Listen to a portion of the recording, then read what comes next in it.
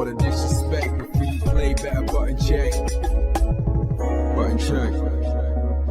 What is up, Button Check family? Welcome back to the second episode of Button Check for today. Today is Monday, June 30th, the last day of the month, and this is the second episode. Hope you guys enjoyed the first one. It was some crazy ass buttons that just popped off today.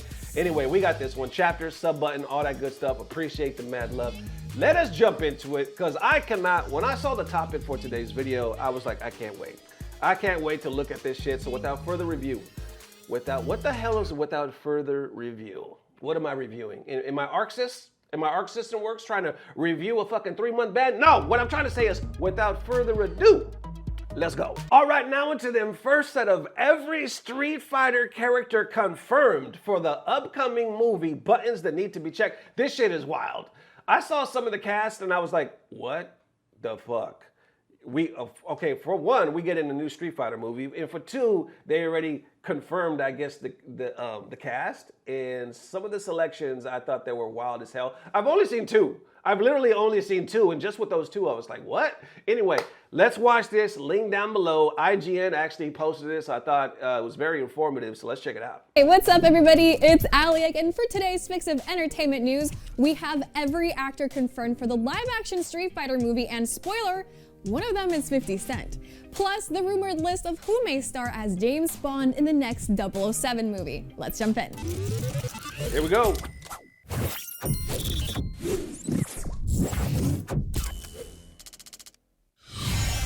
Oh my God. Presented by Universal Orlando Resort and its new theme park, Universal Epic Universe. The Street Fighter live-action movie is gearing up for production, and the cast announcements have started to roll in. Grammy-winning rapper turned actor 50 Cent has joined the cast as Balrog, Street Fighter's famous boxing character. And according to sources from The Hollywood Reporter, he'll be performing his own stunts and is deep in training for the part already. 50 Cent is Balrog. They said he's in training for this role, and he'll be performing his own stunts. How old is 50? He has to be like 50. See that? 50-50? Anyway, whatever the fuck. 50 Cent is a mix-up now. He 50-50. Anyway, I'm enough with the dad joke. What I'm trying to say is how we feel about that. Now, let's be real. When you look at the physique, you think 50 could probably play Rog. He's a big dude. He's a muscular dude. I know this is an old picture, so I'm not sure how he looks now, you know. But it's not too far-fetched. I wouldn't say it's not too far-fetched. I guess it just depends on the way they shoot it. You know what I'm saying? Like, he wouldn't be my first choice. Honestly, I don't even know who the hell would be my first choice. But what I'm trying to say is, like, yeah, I do. I'm not lying. I just can't remember his name. The guy that played Mike Tyson in the Hulu fucking documentary. That dude's fucking amazing. What is his name? Anyway, I'm surprised. I'm surprised by this damn pick. I don't know if I think it's the worst, but I definitely don't think it's the best. Anyway, let's continue. I wonder if they'll give him that haircut. Also confirmed for the cast, it might be for better. Minecraft Oh, and Aquaman shit. star Jason Momoa is set to play Blanca, the electrifying green Brazilian with the orange chest hair. So get ready to look at that in live action. Hold on. Fucking Blanca? Oh, shit. So they got some big names. Blanca? First of all, the fact that he's in it, I think it's dope. And then I was just thinking about it. I was like, 50 Cent kind of makes sense for advertisement purposes, marketing purposes. You put 50 in it, it'll be better as far as marketing. Then you got, who? Jason Momoa. Fucking Blanca? Never would have saw it. Never would have saw it. I mean, he does kind of have the fucking face. Like, I can kind of see that there. But Blanca didn't see it. But the fact that he's in it, I think it's going to help that much more on top of 50 Cent. Anyway, let's continue on right here. Good. Also confirmed for the cast, Minecraft and Aquaman star Jason Momoa is set to play Blanca, the electrifying green Brazilian with the orange chest hair. So get ready to look at that in live action. Warfare and Black Adam actor Noah Centineo as Ken Masters. Wait, he's Ken? Wait, what? Hold on, it's going too fast. I don't see him as no fucking Ken. Is this really Ken? How old is Ken when we see in this movie? First of all, he's brunette, and I know what you're saying. That's so they can make a blonde. Don't even trip on that. But what I'm saying is, no. No, nothing against him. He's a great actor. But Ken, whew, I would think Ryu over Ken. But honestly, I wouldn't pick him for either. You know, no hate. Like I said, no hate. Just casting wise, Ken, I think that was a miss. Is Ken But Masters, this one right here. WWE Super. Holy shit! I see that. I think he already has that aura. I already think he has that fucking look. You know what I'm saying? They put the right makeup and costume on this man. I think this is a good fit. How you feeling? Star Roman Reigns as Akuma, Snake Eyes and Bullet Train star Andrew Koji. I like this guy. I like this fucking guy. Did y'all see, what was it? It was the Bruce Lee remake, right? I think they probably just said it right here on Netflix. It was like when the Chinese people, they first came to America. I think they settled, as far as this movie, they settled in San Francisco, working on the train tracks and shit like that. And the TV show was set, I guess it was originally a script written by Bruce Lee back in the day that they never met, or I'm sorry, that they never made, from my understanding. And he played Bruce Lee. And it was dope. I enjoyed it. I enjoyed it as hell. I thought there were a lot of cool ass characters, a lot of cool fight scenes. They were always fighting against the Americans and people that were racist and shit like that. I thought it was really cool. I watched that whole thing. Noah So what I'm trying to say is, Ken Masters, WWE Superstar rewinded it too Roman far. What I'm trying to say Reigns is, as Akuma, I think Snake that's a Eyes great and pick. Bullet Train star This dude right here Andrew for Ryu, Koji I think is a as really great Ryu, pick. and country star musician Orville Peck as Vega. What the fuck? I mean, he already got a mask. Is that how that would go? I mean, I guess. I don't really have a really strong preference of who should play a Vega. I mean, there's probably a lot of people out there that could really fit that character, that vibe. You know what I'm saying? This man right here, I don't know. Never seen him act. He already got his own mask. The company like, oh, we're going to save money with this dude because he already got a mask. There you go. Anyway, let's continue. A character who is also famously known for not revealing his face. As mentioned earlier this week, Kalina Liang will be portraying one of Street Fighter's most popular martial artists. Oh, how we feeling about this? How we feeling about this? I don't even know who this young lady is. I don't know who she is. I think she can do it. Just going off of this picture alone, I think she can do it. Do we want her to do it? Going off the picture alone. Yes, 100%. Anyway, let's continue. His character is Chun-Li. Hopefully she's practicing her spinning bird kicks as we speak. We still don't know who will play M. Bison, the big villain of Street Fighter, who was portrayed by the iconic Raul Julia in the 1994 live-action Street Fighter movie. Nor do we know who is playing Guile this time around. And there's no way we don't see Cammy, right? We'll keep you updated as more news of cast announcements keep rolling in. Legendary Entertainment and Capcom are co-developing this adaptation alongside director Kitao Sakurai, who is known for writing, directing, and producing The Eric Andre Show and directing episodes of Twisted Metal. No info yet on what the story is about, but what we do know is that production begins this August in Australia and that it hopefully involves streets, fighters, or ideally both of those things. The Street Fighter live-action movie is expected to release on March 20th, 2026. If you've got ideas for which actors, musicians, or athletes should fill out the rest of this movie's character select screen, let me know in the comments. They can't possibly be more random than 50 Cent as Balrog, right? Up next, the even bigger question. All right, let's stop it right there. Okay, 50 is Balrog. The three that we don't know Bison, we don't know Cammy, we don't know Guile. I mean, I wouldn't think it would be too hard to fill those shoes because there's a lot of dope-ass characters out nowadays. I just don't have any confidence at all in a fucking Street Fighter movie. I don't think I've ever remember one being good. Mortal Kombat does better fucking movies than Street Fighter does, you know what I'm saying? Like, and that's not saying a lot. Because even with the recent Mortal Kombat movies, it's like, you know, it has some cool shit in there. And I remember their first one being iconic because I was a kid. I was a fucking kid and I was watching it with my friends in the theater. I remember like it was yesterday and we laughed at a lot of the parts, but we were like, this is fucking dope. Because we're seeing our childhood, one of our favorite arcade games on the screen right now. That's fucking kind of cool, you know what I'm saying? But then, of course, the older you grow, the more they come out with, it's like so much mess. So much like, what the fuck is this? And that's kind of what I remember about all the Street Fighter movies. So will they change it up? Will it be better?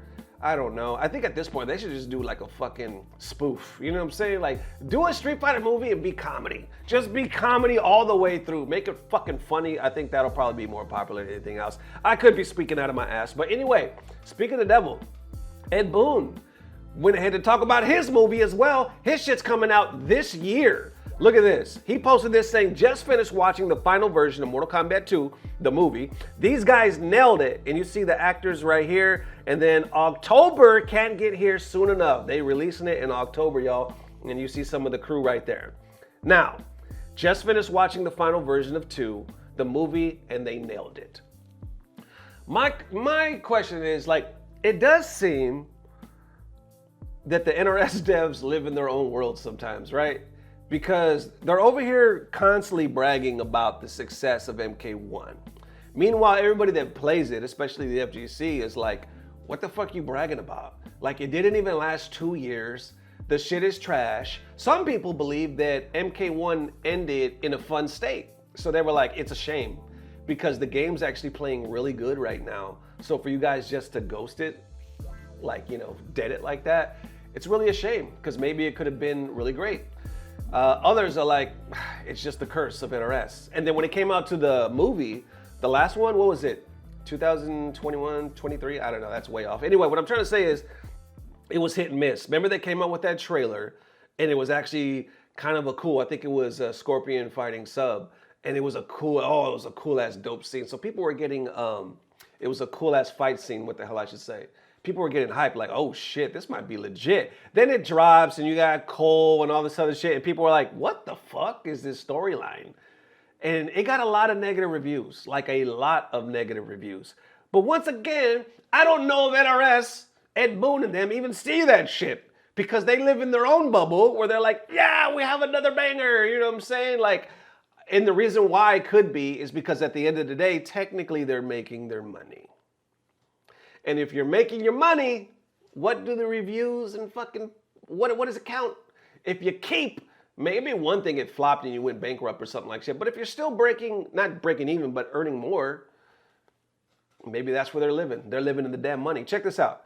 I saw Mortal Kombat, the 2021, so that's when it came out. It had a budget of $55 million. They made $83.6 million. So they made about $29 million. I guess you can call that a success. $29 million. If you make something, you invest, and you profit $29 million, I mean, you're gonna count that as a dub, you know what I'm saying? Could have, obviously, not the best, because we've seen movies that fucking smoke it and just make everybody fucking filthy rich.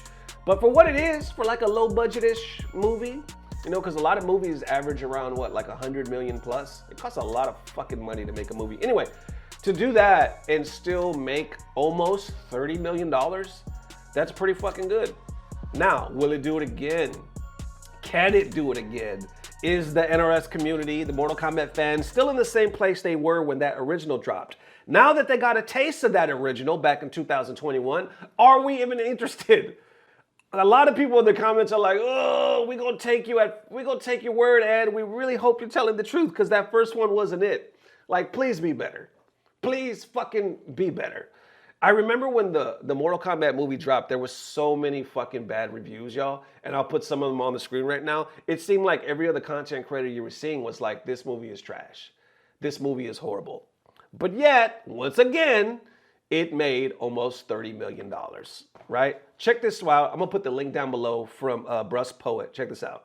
Mortal Kombat movie was not just a bad Mortal Kombat movie, but it was just a bad movie. And I'm going to tell you why in the most pragmatic and reasonable way that I possibly can. Because there's this conception out there that I just hate this movie for the sake of hating this movie. And that is 100% far from the truth. When the trailer did drop, if you actually watched my video where I give you my honest thoughts on the trailer and my updated thoughts on the movie in general, though I did state concerns and criticisms from the trailer, I also gave high praises for the trailer.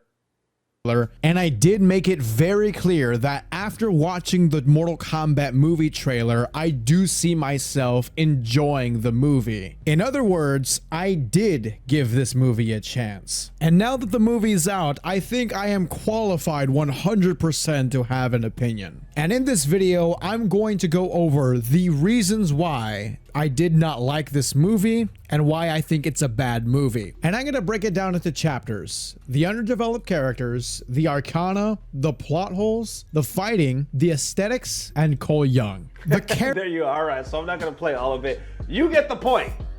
You get the point. But then again, one can make the argument that that happens with a lot of movies. A lot of movies that come out and have a pretty huge following that people like get bad reviews and get shit on by the critics. But they still do well. And they go on to become classics. You know what I'm saying? I remember when fucking Independence Day dropped, y'all. I went to the theater. I was in that fucking theater packed with a bunch of strangers. I think I was by myself. I don't know how. But anyway, we were laughing. We was cheering. We was getting out our seats. I felt like we all left that fucking theater closer.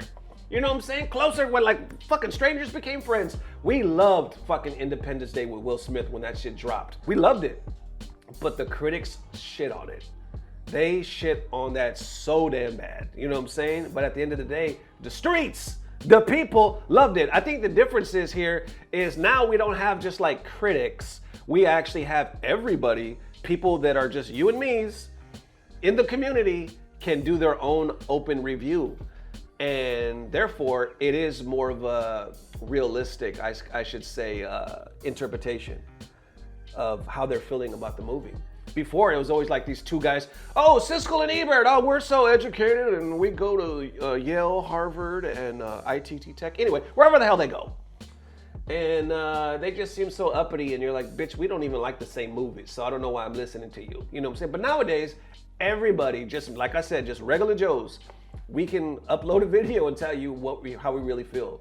And I think we get more realistic reviews than we ever did before. And because of that, that's why I'm saying there were so many that are like, shit, there was moments, but all in all, the movie was dog shit. And now NRS is getting ready to do it again. Instead of just making a whole new clean one or something, it seems like they're going along the same storyline. So I don't know how to feel yet. I did think, like I said, I'm not just here to shit on the whole thing. I thought there was actually some cool fight scenes. Not all of them, but I thought there were some cool ones. And I'm gonna watch this. So either way, they're gonna get my attention just to see how it is. So we'll see. Fucking Street Fighter and MK, new movies. How you feeling? Let me know. And there it is, Butt Check family. Thank you again for watching. Definitely let me know how you are feeling. I won't see you for a little bit. I won't see you until July. Because tomorrow is July. Get it? Get it? Tomorrow is July. I'll see you in July. 50 Cent is Balrog. Anyway, what the hell I'm trying to say is I will see you guys tomorrow for that HT. Appreciate the mad love. As always, I don't know what it is. And I especially don't know what it is until I see these damn movies. But either way, it's about to get better. Love y'all forever. Peace. Blah, blah, blah. Subscribe.